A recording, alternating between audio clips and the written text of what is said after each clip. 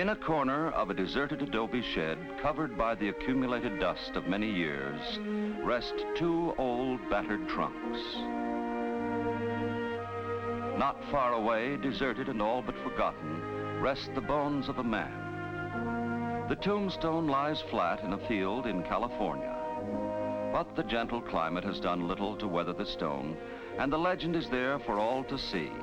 Louis Pellier, a Frenchman, you see, but we are going to call him, as he was known to his fellow Americans, Louis Pellier, born 1817, died 1872.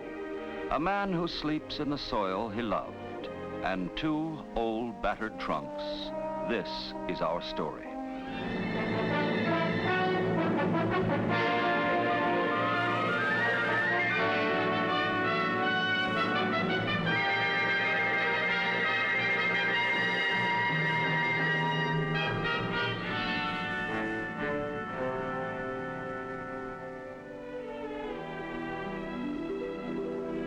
From the hill above the deserted grave, a valley stretches out before us.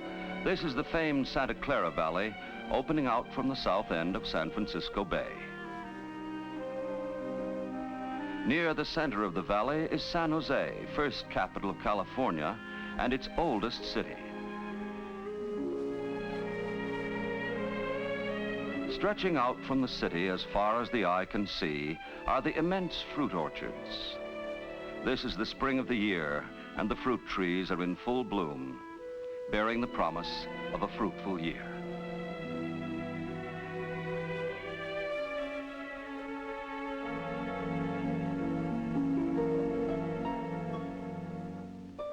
This is the valley today, but it was not always so. In 1848, the valley presented a far different sight. It was then a flat, uncultivated plain, covered by wild grass and dotted with oak. Cattle roamed peacefully over the lush grass, and while some gardening was carried on by the early settlers, there was only the feeble beginning of a fruit culture.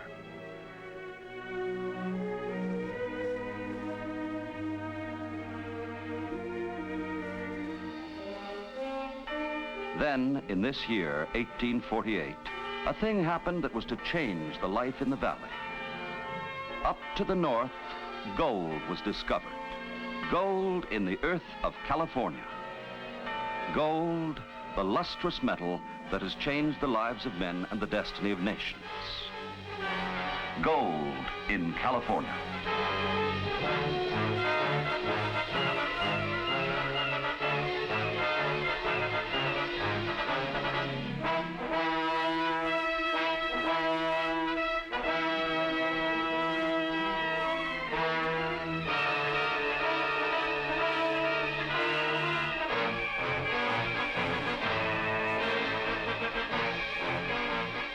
Across the country, like a prairie fire, swept the word, and there was magic in its very sound, gold in California.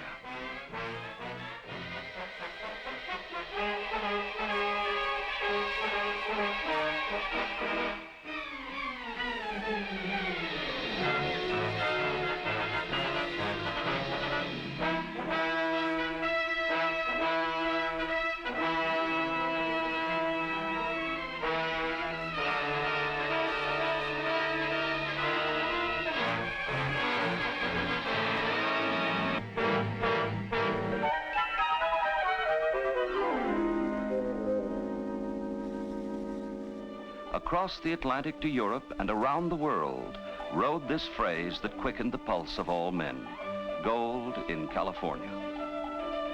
Then on to the shores of the Pacific they moved, the gold-hungry hordes. Three principal routes of travel were open to the adventurers. First, across the North American continent, following the wagon trails of earlier pioneers.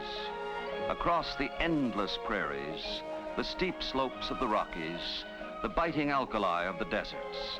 They fought their way to the Sacramento Valley. The second route was by ship to the Isthmus of Panama.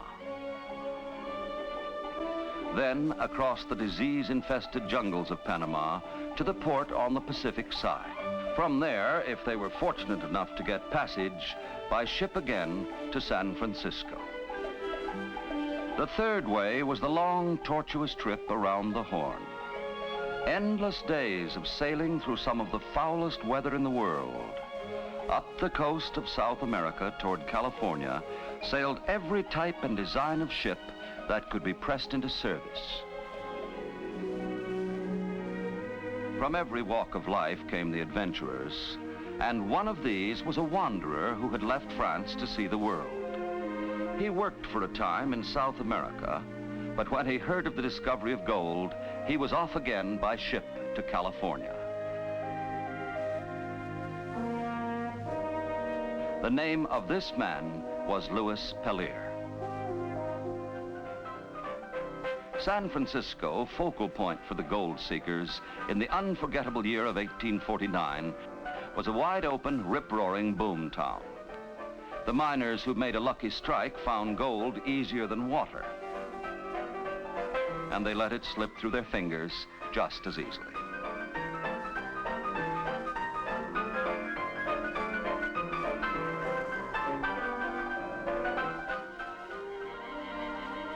But back in the hills, it was a different story.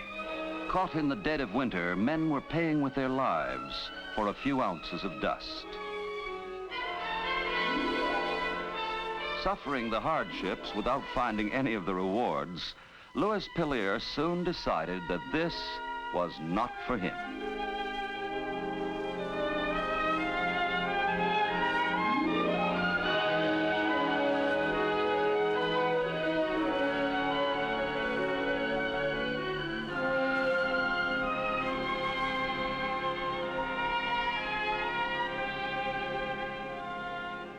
He now heard that a few of his French countrymen had settled in San Jose to the south, in the warm Santa Clara Valley. This was news to reach the heart of a man who had found that gold can't cure homesickness, so he wasted no time in forsaking the gold fields.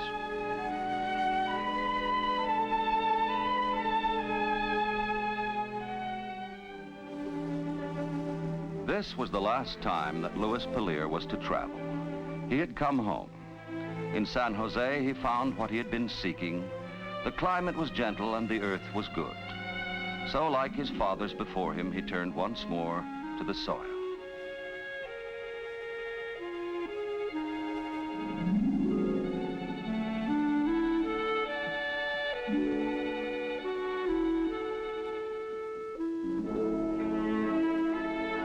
Louis Pellier's great dream was to start a nursery. But fruit trees were scarce in the valley then, and he had to depend upon children to bring him a few seeds to get his start.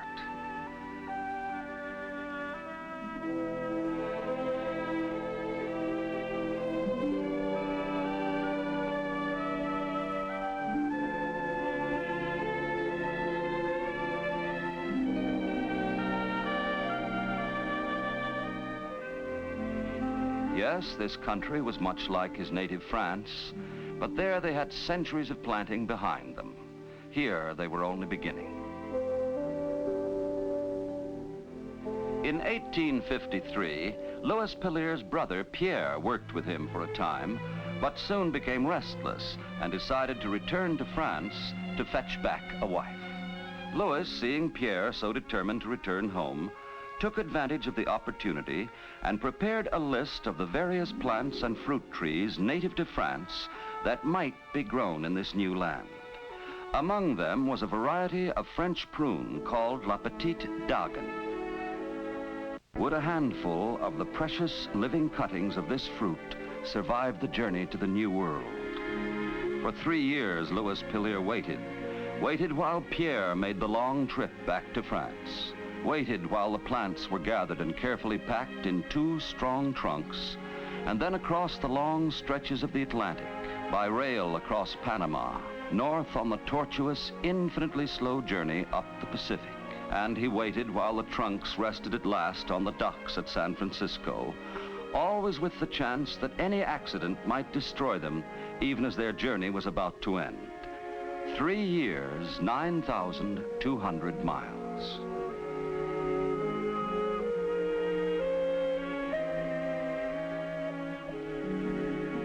And now in 1856, for Louis Pellier, the wanderer, the miner, and now farmer, this was the supreme moment that is given at least once to every man. For him, the contents of the trunks meant something more than plants brought from France.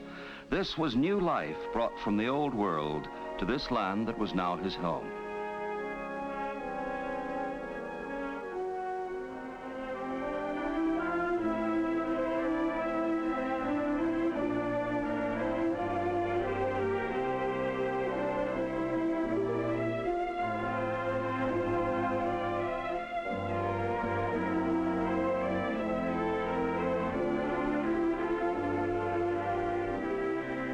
The French prune scions had stood the journey well, cleverly embedded in potatoes to keep them moist and carefully surrounded in sawdust.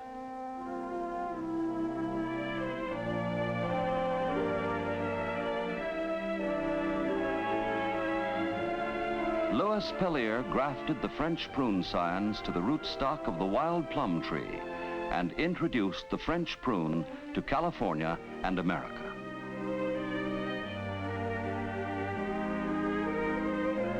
Ever since the days of ancient Rome, the practice of grafting the life of one tree into another has seemed amazing to man. You must be careful as a surgeon, and even then there are many failures, and so you try again. But Pellier could not try again, for if these failed, the only replacements lay 9,200 miles away in France.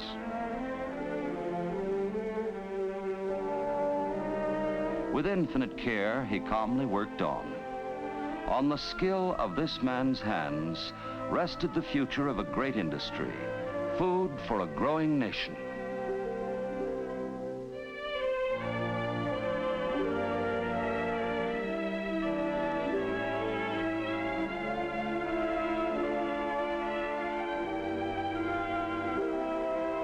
From this humble beginning has grown the prune industry as we know it now. Today, as we come into the prune country, we are met with a sight that would have warmed Louis Pellier's heart. It is spring. The dormant trees have come to life, and the orchards of California are transformed into beautiful seas of pink and white, the ancient promise of the harvest to come. But between blossom time and harvest, the trees must be given constant attention and care. There is the matter of food. Most growers feed the trees through plowing under various types of cover crops, thus adding natural richness to the soil. In addition, as an aid to nature, commercial fertilizers are applied. These methods assure the growers of a rich and productive orchard. Water is as important to trees as food. Most growers do not depend upon winter rains alone, but irrigate at certain intervals. Many growers use the newer method of surface irrigation, whereby pipes are laid on the ground and the water is distributed by pressure directly from the wells. This may not be rain, nevertheless the trees get a long and satisfying drink. After the water has soaked into the ground, the soil is worked, reworked, harrowed, and leveled until it is pulverized into a fine, powdery cushion. This fine soil acts as a shock absorber when the full, ripe fruit drops from the trees. Finally comes the harvest. Clusters of plump, ripe, juicy prunes hanging purple in the sun. A harvest of health, a harvest of goodness. Here is one fruit with which nature has been allowed to complete her full ripening process. California prunes hang in the sunshine until so plump and heavy that they actually drop from the trees of their own weight. There is no question here of harvesting unripened fruit, for nature herself has set the time for harvesting. Brought directly from the orchards to the dehydrators, the boxes of prunes are taken from the trucks and placed on conveyors which carry the fruit to the washers, where the prunes are thoroughly cleaned in a hot water bath or spray.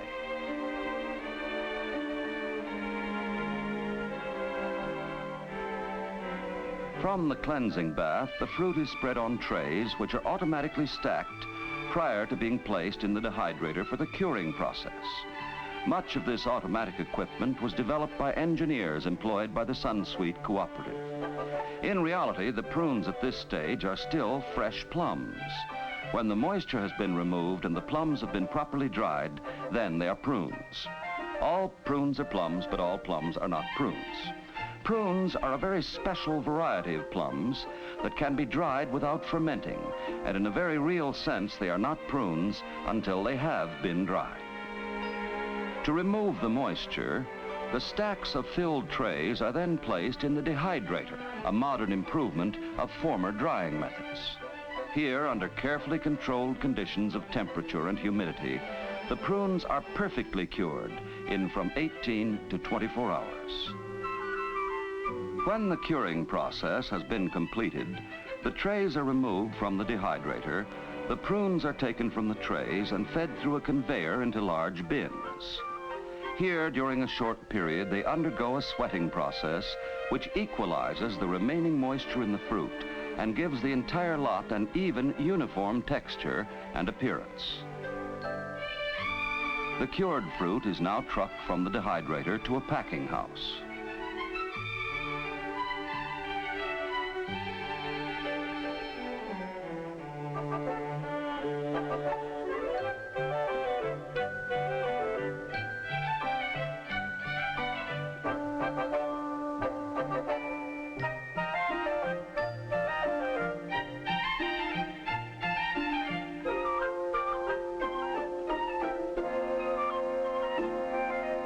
At the packing house, each bin is weighed and recorded to the credit of the grower. Then carried by lift truck to a machine, which by tilting dumps the prunes onto a shaker to remove leaves and stems.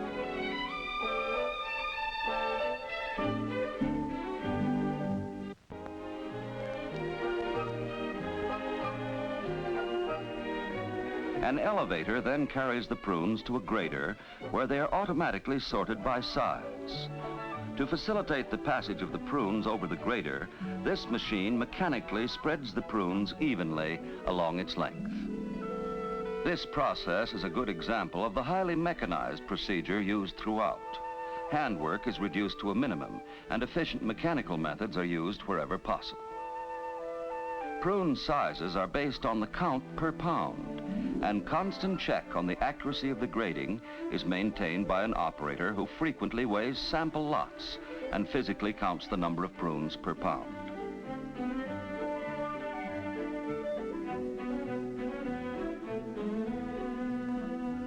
The prunes fall from the grater into large bins, each bin containing prunes of the same size. The bins are taken by lift truck to a storage area where the prunes remain until required for processing and packaging. But the tree is never forgotten, for the tree is the life and future of all prunes to come. While it has given of its fruit and now stands dormant, it is already receiving attention for the next season. Pruning is done at this time to shape and balance the trees in order to encourage the maximum crop and to allow for cultivation beneath them. Pruning stimulates the growth of fruit-bearing wood and keeps the tops of the trees in proportion to the root development. When the trees are dormant, they are sprayed to prevent fungus and to control insect pests. Spraying is done with high-pressure equipment to a highly scientific and exacting process. It must be done at the right time with the correct materials and with the utmost thoroughness. Here you see one of the most recent developments in spraying equipment, the speed sprayer. It is used for fast, thorough work on large trees and on large acreage. Every part of every tree must be hit and saturated.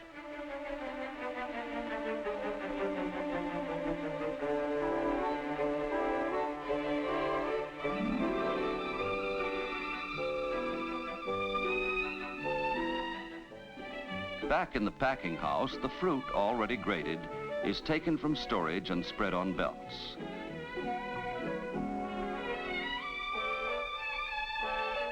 These carry the fruit past lines of gloved operators.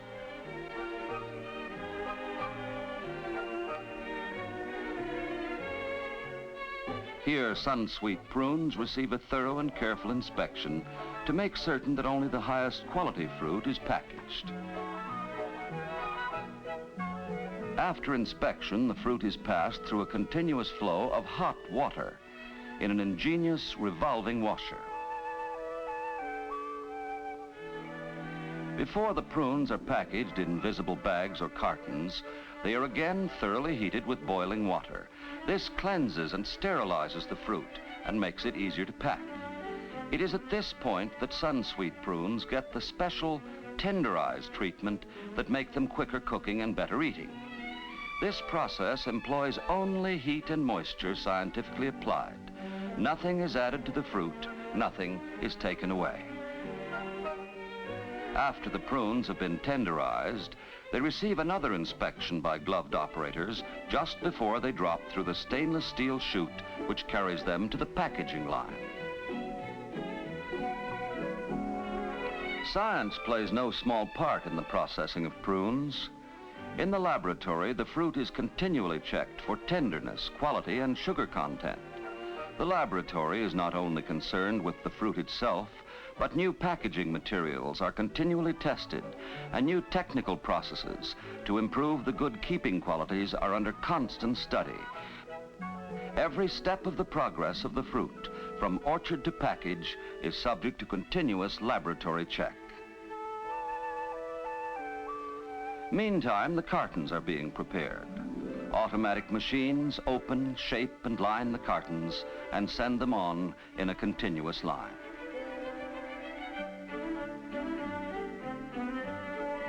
As the cartons move on an endless belt, they are filled automatically. The freshly processed prunes are hot packed in these cartons to ensure uniform quality of the carton contents. Operators remove them from the belt and add or take away prunes to obtain the correct weight.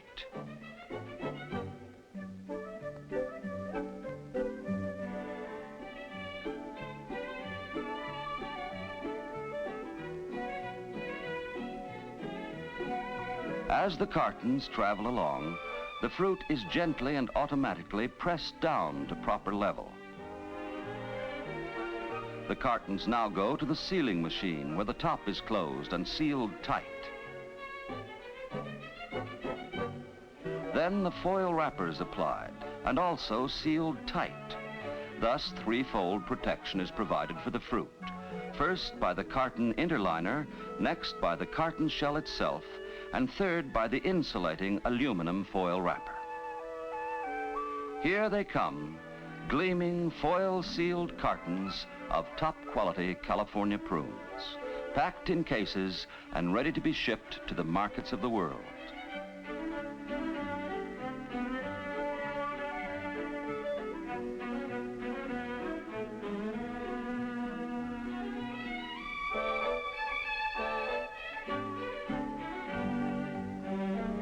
The fruit starts its journey by truck, by rail,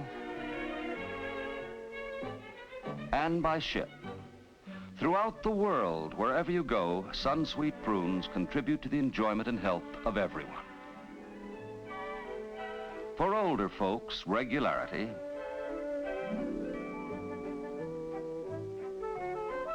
For grown-ups, energy. For teenagers, pep and drive.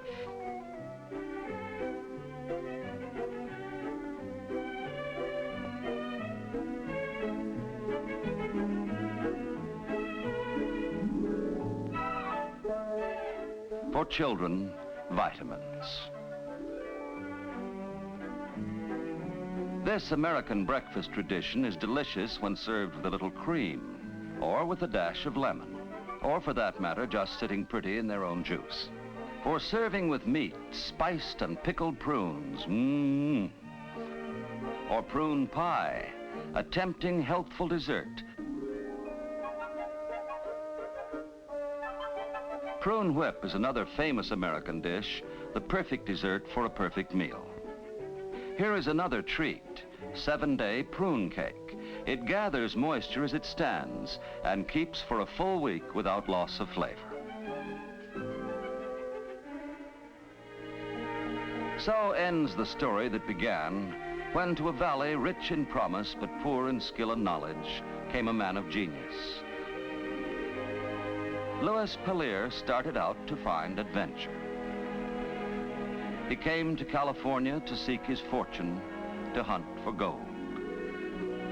But it was the courage, determination, and foresight of the man to bring the French prune from the old world to the new world in 2 old trunks. And that was the great adventure after all.